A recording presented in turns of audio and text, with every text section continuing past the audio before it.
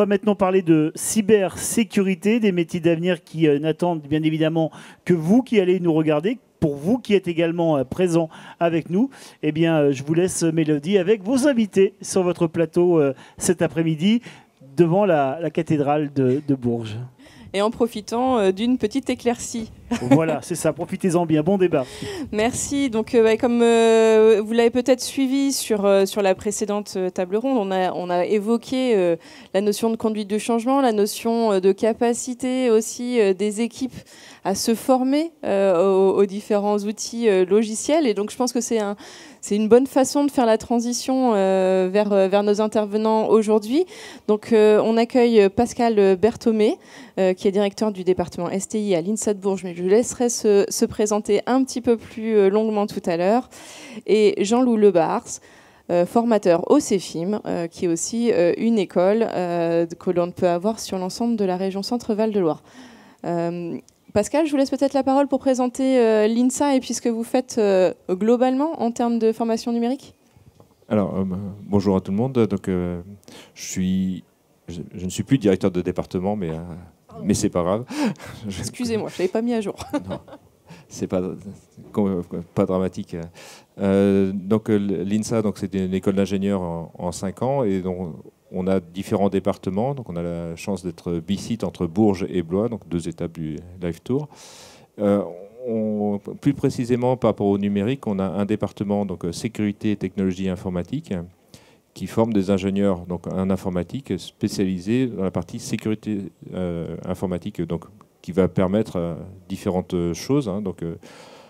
Former des ingénieurs qui soient qui vont être capables de protéger des systèmes d'information et qui vont être capables aussi éventuellement de donner des préconisations, d'analyser, de produire du logiciel qui soit sécurisé, enfin beaucoup de facettes du métier. Donc on a pas mal de choses, je pourrais venir plus en détail s'il y a des questions là-dessus. Vous intervenez aussi bien en formation initiale qu'en formation continue ou... Alors, principalement, c'est de la formation initiale, donc on a 2 versions. On a la version qu'on appelle FIS, formation initiale sous statut étudiant, qui est opérationnelle depuis 20 ans, donc 2002. Et depuis 2 ans, on a ouvert la section par apprentissage. Donc on accueille des apprentis qui viennent un petit peu partout en France, et puis les entreprises sont partout en France, donc depuis Bourges jusqu'à l'autre bout de Toulouse.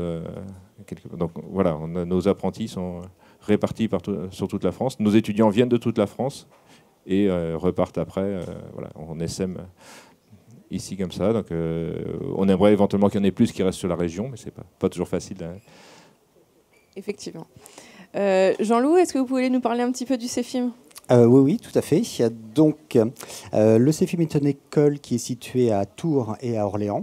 Nous avons 3 filières principales, une filière dans le domaine du web marketing, une dans le domaine du développement et une dans le domaine de l'infrastructure, où notamment à ce niveau-là, il y a de la cybersécurité. Nous avons d'autres filières concernant des domaines assez spécifiques, mais toujours liés au numérique.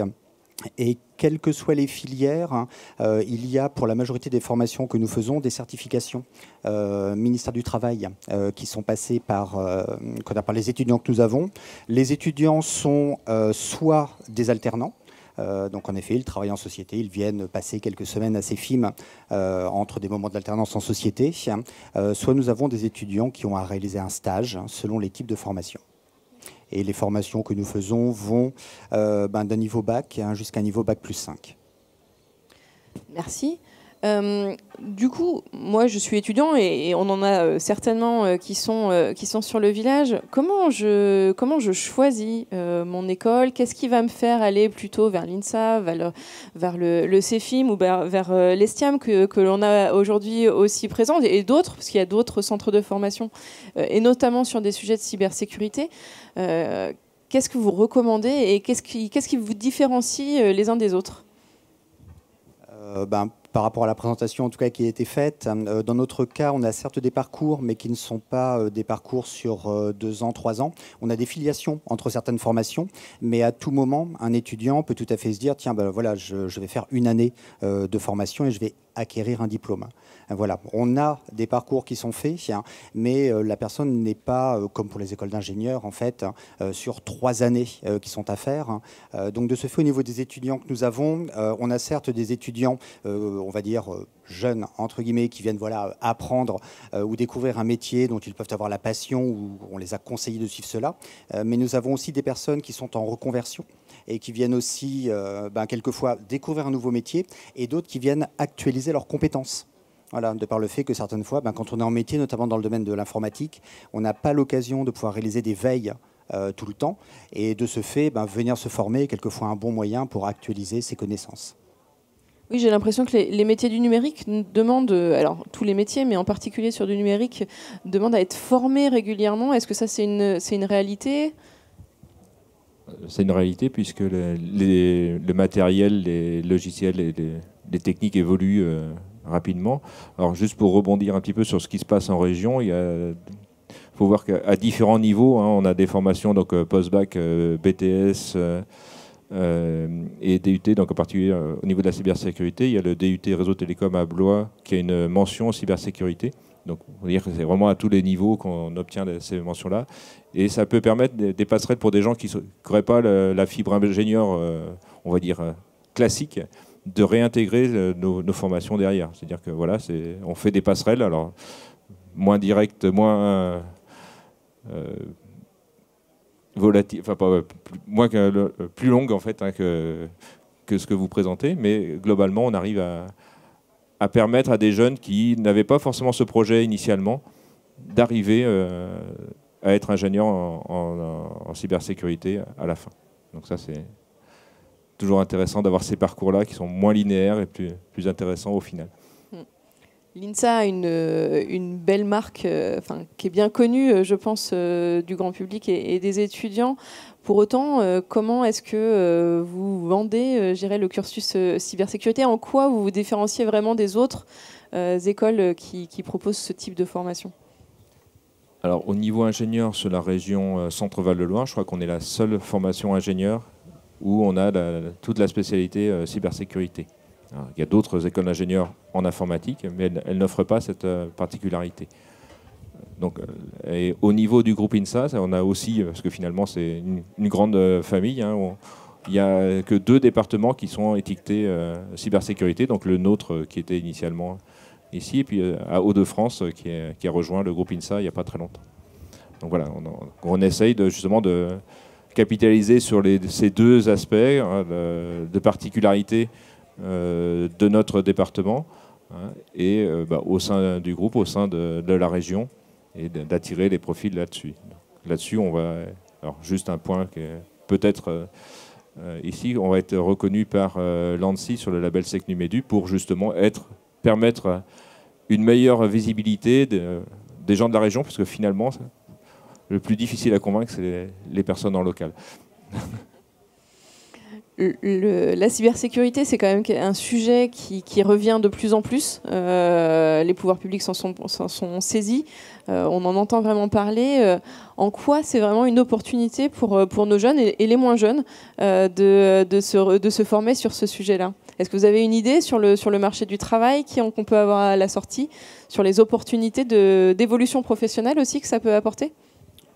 Si je parle par rapport aux formations que nous faisons, beaucoup de nos étudiants travaillent dans ce domaine-là. Alors, ils ne font pas que ça peut être de façon directe ou de façon indirecte.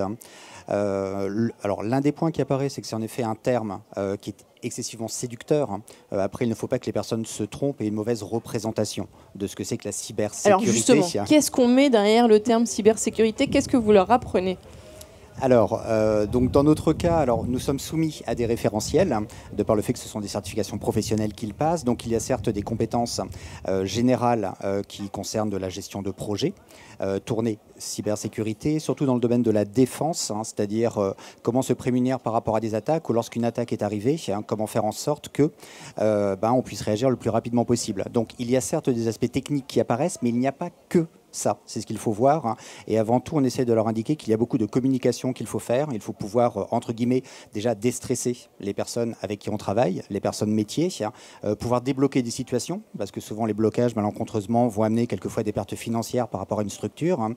Et puis aussi, bien identifier que lorsqu'on remet tout en ordre, de nouveau, le loup n'est pas dans la bergerie. Voilà, donc il y a ces différents points qui permettent de pas mal expliquer auprès de personnes, de pas mal démythifier ces différents métiers. Mais il n'y a pas que cela. Il faut aussi que les personnes aient une certaine appétence dans le domaine, évidemment, des infrastructures. Hein.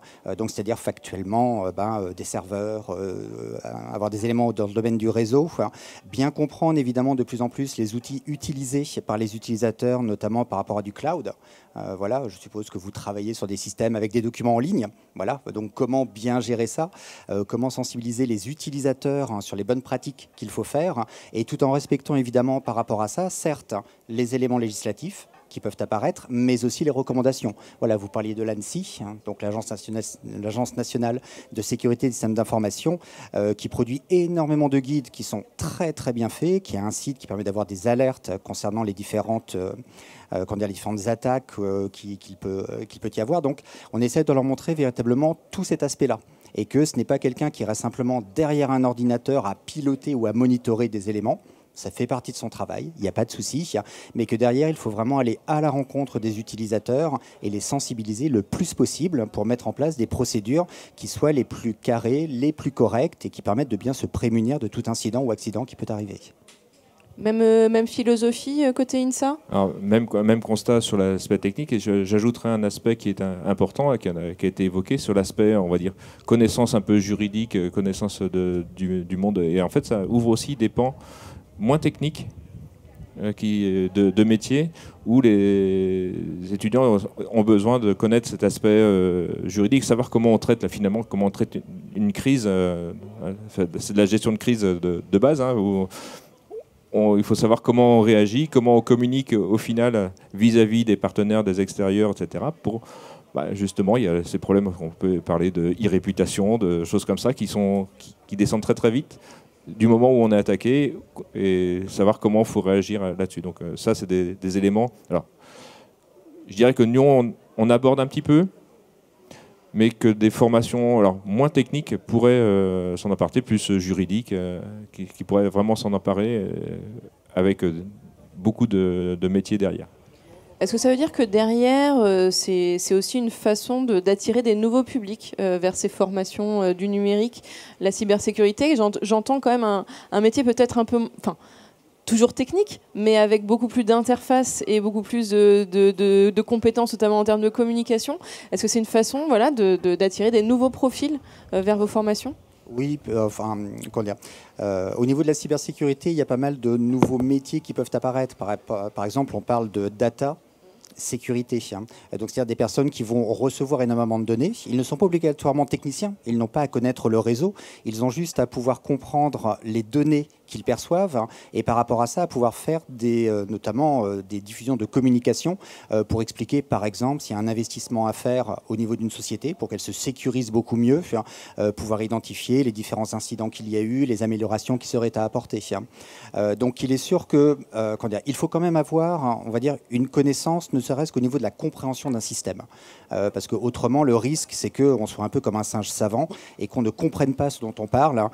Peut-être que les décideurs le comprendront, mais malencontreusement, les techniciens derrière risquent de ne pas être tout à fait en adéquation avec ce qui sera dit. Après, il est sûr que pour des personnes qui ne veulent pas aller vers le domaine technique, la partie communication, comme vous l'indiquez, par rapport à des crises, est un facteur assez important. Et souvent, il est sûr que dans les cursus informatiques, ce sont ces éléments, savoir s'adresser à un public, savoir adapter son discours, qui sont assez compliqués. Voilà, un ordinateur, ça fonctionne pas, on peut corriger, on est un peu plus en confiance. Voilà. Des êtres humains, quelquefois, on a du mal à identifier quels sont les leviers qui nous permettent de les convaincre par rapport à certaines choses. Donc, en effet, des publics peut-être moins avertis au niveau de l'aspect infrastructure et qui sont beaucoup plus à l'aise sur l'aspect communication, sur l'aspect sensibilisation, pourraient être très intéressants, comme dans la partie juridique. Des juristes spécialistes dans ce domaine-là, ça peut vraiment être un atout pour une société. Tout ce qui concerne la DPO, par exemple, c'est vraiment des aspects... La DPO, est-ce que pour les non-avertis, vous pouvez expliquer ce que c'est ? c'est la protection des données personnelles.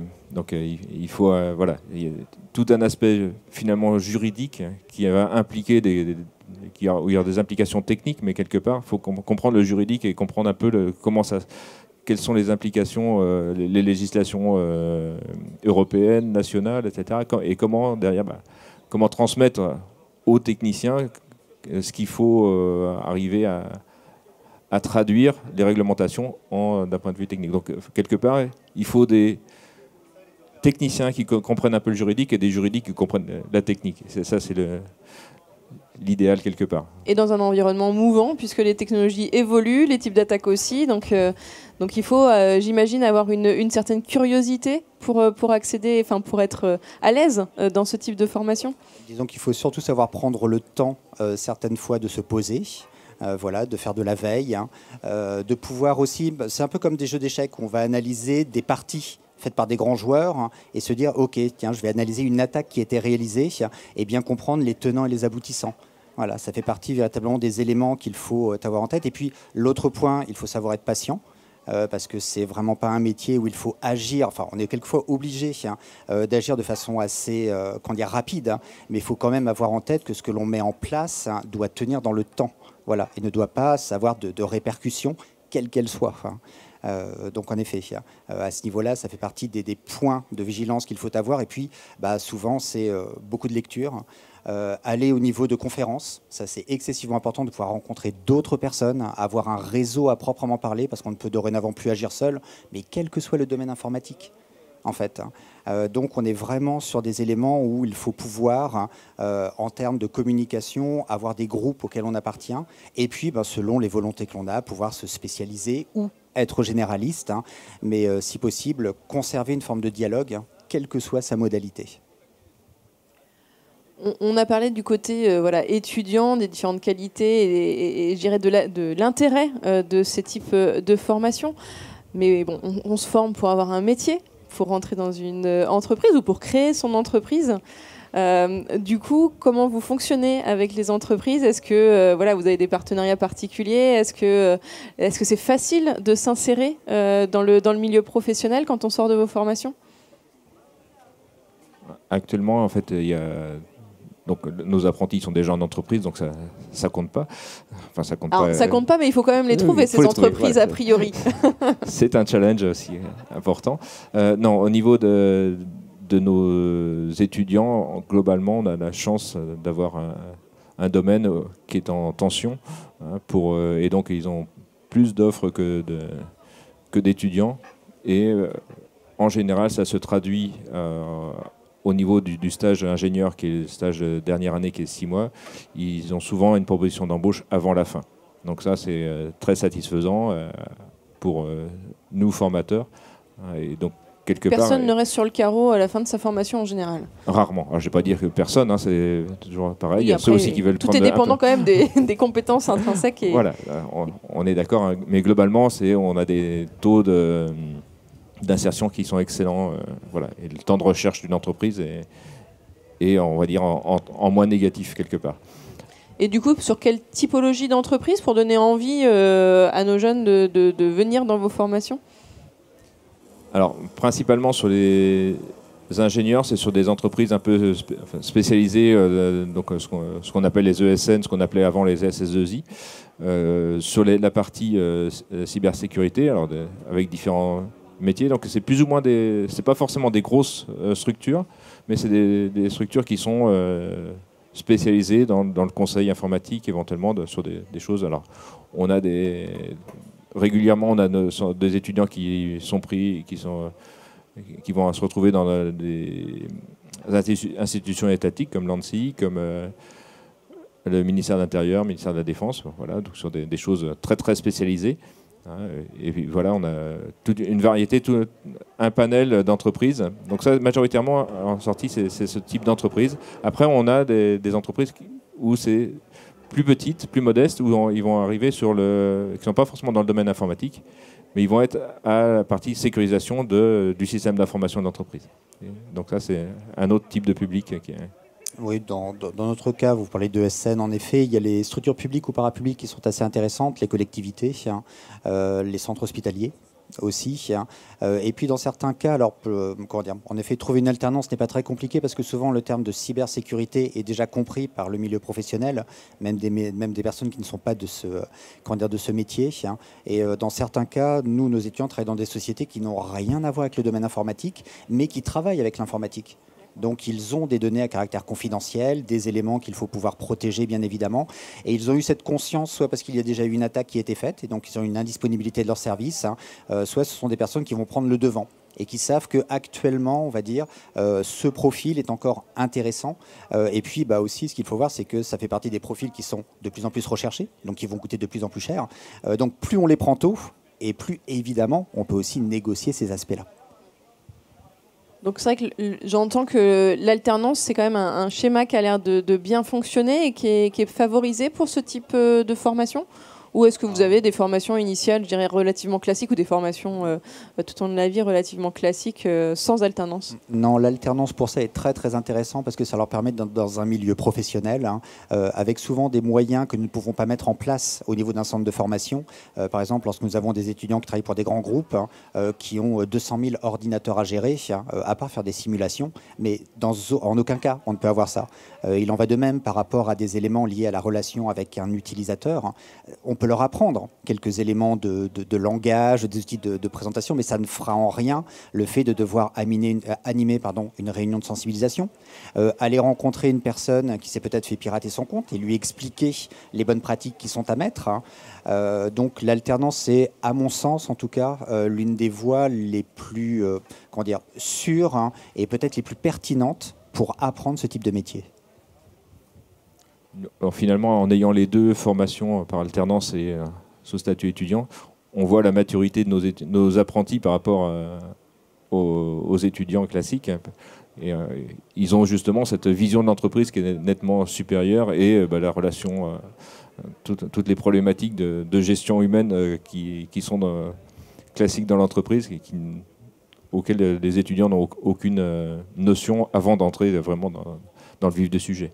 Donc ça, c'est effectivement, ils ont ce recul, cette vision concrète, cette possibilité éventuellement d'avoir des vrais exemples, ce que peuvent nous reprocher nos étudiants, c'est-à-dire qu'on travaille en théorie, mais on n'a pas des vrais exemples à leur présenter. Là, ils sont confrontés, les apprentis sont confrontés à la réalité du terrain et des vrais problèmes qui peuvent se rencontrer.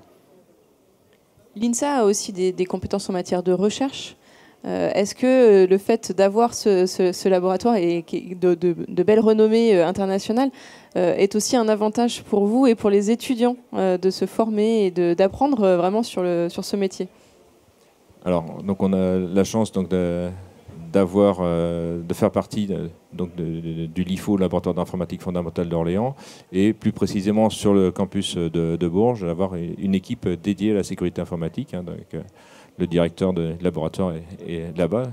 Oui, il faut en profiter parce que du coup, il est présent. Donc, s'il y a des étudiants qui sont intéressés, ne pas hésiter d'aller vous voir sur le stand. C'est ça. Et donc, en fait, dans l'enseignement supérieur, c'est un avantage d'avoir justement ce contact avec les chercheurs où on va ramener nos problématiques de recherche aux étudiants. Ça sera l'occasion de présenter le domaine, par exemple, de la sécurité des données personnelles, pour le cas de Benjamin, et d'apporter des éléments. Alors, ça peut avoir différentes formes, ça peut être des projets, ça peut être des cours de sensibilisation sur ces aspects-là, comment on a la partie anonymisation de données, les problématiques que ça peut poser, et puis de notre côté, attirer des étudiants vers la recherche, leur expliquer un petit peu ce que c'est, et puis pourquoi pas au niveau de stage, et pourquoi pas au niveau de faire des thèses, et continuer avec nous là-dessus. Que tous ces échanges-là profitent à tout le monde et permettent d'améliorer un petit peu le système global, on va dire. Donc j'entends un métier passionnant, évolutif, avec des cibles d'entreprises qui peuvent vous accueillir après, très diversifiées. On s'inscrit quand? Les rythmes, c'est quoi? Dans notre cas, pour le on s'inscrit quand, en fait, tout est sur notre site internet. Voilà, donc il y a juste à candidater, de par le fait qu'il y a tout de même un parcours à réaliser avant de pouvoir entrer en formation. Il faut pouvoir montrer patte blanche par rapport à des connaissances ou à des compétences déjà acquises, tout simplement. Et puis ensuite, j'ai oublié la deuxième partie de votre question, en fait. Vous disiez quand venir, et puis... J'avais un élément en tête et j'ai totalement oublié. Je vais vous laisser la parole pour la suite. Oui, voilà. Est-ce que c'est des formations qui sont sur des rythmes classiques ou est-ce que, je dirais, aussi, j'ai entendu le défi qui était lancé, par exemple. Est-ce que du coup, ça peut être aussi l'occasion de rentrer dans ces parcours à d'autres moments? Par rapport au rythme, alors on est sur des rythmes de rentrée et certaines fois, on ouvre des formations en début d'année. Et après, sur le rythme, donc dans notre cas, comme c'est des formations en alternance, donc il y a certes une partie en centre de formation qui est de l'ordre d'une semaine. En général, c'est 3 semaines en société. Voilà, et cela sur 12 mois. Au niveau de comment on rentre à l'INSA, il y a différents parcours. Donc là, pour cette année, c'est un petit peu juste puisqu'on rentre par post-bac, Parcoursup. On rentre en 3e année après avoir fait des études de niveau, donc soit DUT, BTS. Là, on intègre directement le département. Et là, alors si on parle des rythmes, donc on a un rythme scolaire, on va dire classique, sur le statut étudiant, avec 2 grands stages, stage en 4e année où on va apprendre vraiment concrètement ce qui est le métier, enfin, on va être confronté à la réalité, donc ce qu'on appelle assistant ingénieur, et puis le stage ingénieur de 6 mois à la fin de la 5e année.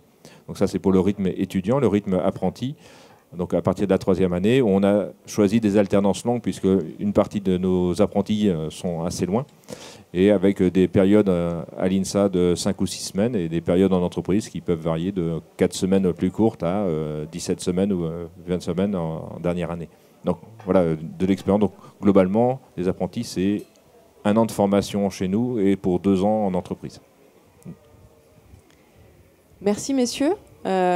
Juste pour rajouter, pour compléter, donc là vous avez effectivement 2 écoles avec des cursus un peu différents, donc qui pour s'adapter aussi aux besoins et à la fois des étudiants et à la fois des entreprises qui pourraient recruter. Il y en a d'autres sur le territoire, il y en a une autre qui est présente aussi sur les stands. Il y a toute une dynamique globale en matière de cybersécurité qui est mise en place à l'échelle régionale et notamment liée à la feuille de route cyber de la région. Avec la mise en place en ce moment d'un appel à projet Campus Cyber. Donc c'est vraiment des belles opportunités et une dynamique qui se construit à l'échelle de notre région. Et donc, écoutez, on aura certainement l'occasion d'en reparler à d'autres événements. Merci en tout cas beaucoup, messieurs, pour cet apport. Merci beaucoup.